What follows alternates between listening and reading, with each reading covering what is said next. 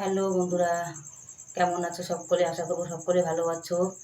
আমার শরীরটা যে খারাপ কি বলবো, তো মেম্বারশিপ নিয়েছি, তো মেম্বারশিপ আমার ভিডিও দিতেই পারছি না আমি। আর কি করে ভিডিও দেবো বলো? আমার ভিডিও দেওয়ার কোনো জায়গাই নেই আমাদের এখানটায়, একটা দুটো ঘর। তো এই ভিডিও দেওয়ার জন্য দেখো রান্না করে ভিডিও করছি এখন আমি। বড় করে যেহেতু সবাই আছে, তো তাদের সামনে তো ভিডিও করা যায় না। তো রান্না করে ভিডিও করছি, তো ভিডিওটা তো ঘোলা ঘোলা হচ্ছে, দেখেছো? ভিডিওটা নেই, কি বলবো, মানে মোবাইলে লাইট হচ্ছে না, লাইট না থাকার জন্য কেমন ঘোলা ঘোলা হচ্ছে ভিডিওটা। তো আপনারা কিন্তু ভিডিওটা অবশ্যই দেখবে। তো আমি এখন এখানটা যেহেতু ভিডিওতে করতে পারছি না ঠিকমতো করে, কারণ কি বলবো, অন্ধকার অন্ধকার হয়ে যাচ্ছে। দেখি ফোনটা তো এখানটায় রাখি, সলভ হয় কিনা। এইখানটা রাখি দেখি। হ্যাঁ, একটু সলভ হচ্ছে। তো বন্ধুরা, ভিডিওটা কেমন লাগছে তো অবশ্যই জানাবে আমাকে, ঠিক আছে? আমার শরীরটা প্রচণ্ড খারাপ লাগছে। 2-3 দিন হয়ে গেল মেম্বারশিপ নিয়েছি, তো মেম্বারশিপে তো ভিডিও দিতে পারছি না আমি। তো আজকে আবার ভাবলাম যে একটা দুটো ভিডিও বানাই, তো এইমাত্র রুটি বানিয়ে উঠেছি আমি। তো রুটি বানানোর পরে ভাবলাম যে একটা ভিডিও দিই, কারণ মেম্বারশিপ লোকে নিচ্ছে, তারপর ভিডিও না দিলে তো অন্যরকম ব্যাপার হয়ে যায়। তো তার জন্য মেম্বারশিপ নেওয়ার জন্য ভিডিওগুলো দিচ্ছি। এখন বসারও জায়গা নেই, আর রান্নাঘরে এতটা গরম পড়েছে, পাংখাও নেই। পাংখা সব ঘরের ভিতরে রয়েছে, পাংখা আমি আনিনি। কতবার পাংখা না যায় বলো তো, এই ঘরে বারবার পাংখা নিয়ে আসছি, আবার নিয়ে যাচ্ছি, আবার নিয়ে আসছি, আবার নিয়ে যাচ্ছি। তো আমাকে কেমন লাগছে আজকে সেজেগুজে অবশ্যই কমেন্ট করে জানাবে। আর সাজাগুজা বলতে আমি তেমন সাজতে ভালো সাজি, কতদিন সেজেগুজে ভিডিও করছি, তো জানি না শরীরটা হঠাৎ করে এত খারাপ হয়ে গেল। তো সাজতে সাজতে ভিডিও সাজতে সাজতে কি বলবো, মানুষ বলে যে নজরে মানুষের পাথরও ভেঙে যায়।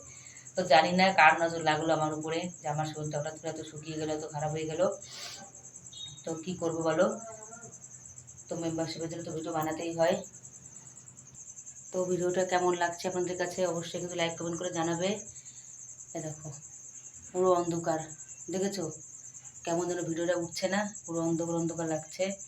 তো কী করবো, দেখো ঘেমে পুরো পাচিনা পাচিনা হয়ে গেছে আমার শরীরটা, সব জায়গা পুরো ঘেমে পাচিনা পাচিনা হয়ে গেছে। কেমন দেখো, পুরো ঘেমে গেছে, কিছু করার নেই, ঘেমে ঝোল হয়ে গেছে। আর দেখো শরীরটা কতটা অসুস্থ হয়ে গেছে, দেখেই বুঝতে পারছো।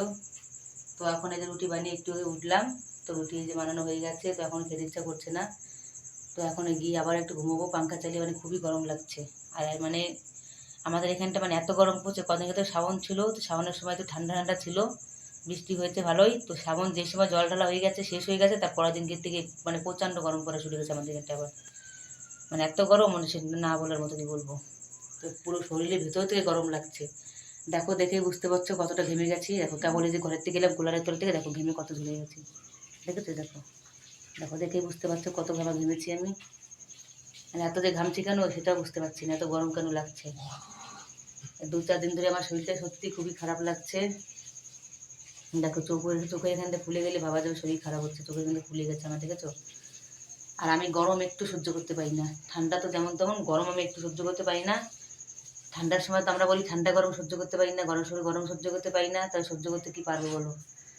তো এখন তো মনে হচ্ছে ঠান্ডাকালে ঠিক আছে, ঠান্ডাকালে একটু মুখ টুক ফাটলেও কিন্তু ঠান্ডাকালে ঠিক আছে। তো ঠান্ডাকালে খাওয়া দাওয়া করে শান্তি আছে, তারপর ঘুরে সব কিছু করে শান্তি আছে, একটু ঠান্ডা ঠান্ডা লাগে ঠিকই, তবে সোয়েটার পরে নিলে